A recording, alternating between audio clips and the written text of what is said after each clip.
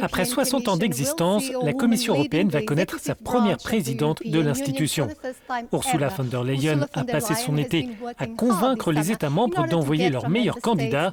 L'Allemande veut parvenir à la parité entre hommes et femmes. La présidente élue espère donc 13 candidates, soit 4 de plus que l'actuelle commission du luxembourgeois Jean-Claude Juncker.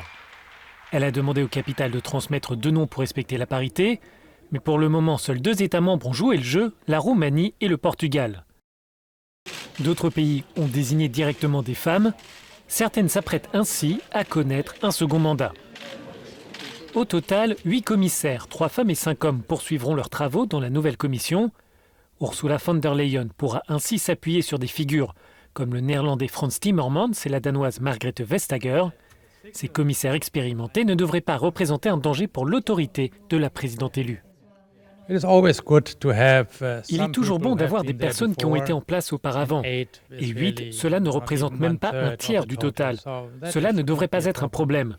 De plus, ces 8 personnalités ont plutôt été passives lors de la commission précédente et je ne pense pas qu'elles deviennent dominatrices.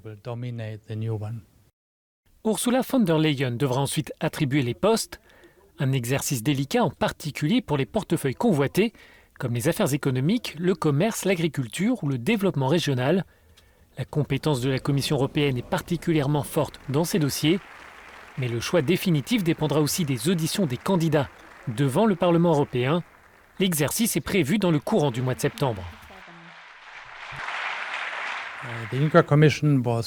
La commission Juncker a tout centralisé. Individuellement, les commissaires ne pesaient pas beaucoup, ce qui a créé une organisation pyramidale du haut vers le bas, et cela a réduit la vitalité en interne. Ursula von der Leyen peut changer cela. Elle pourrait dire « Je laisserai plus de discussions dans la commission, je laisserai plus d'espace pour les commissaires pour qu'ils prennent leur propre initiative ».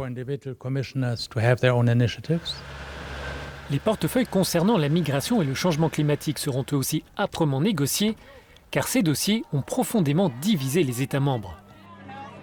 Enfin, certaines capitales attendent la dernière minute pour annoncer leurs candidats. La Belgique a dévoilé pendant le week-end le nom de Didier Reynders, tandis que la France et l'Italie n'ont pas encore révélé leurs prétendants. Après les premières auditions prévues mi-septembre, Ursula von der Leyen aura environ 1 mois pour présenter son équipe définitive devant le Parlement européen. Le vote final aura lieu lors de la session plénière à la fin du mois d'octobre. Le mandat de la nouvelle commission devrait alors débuter au 1er novembre.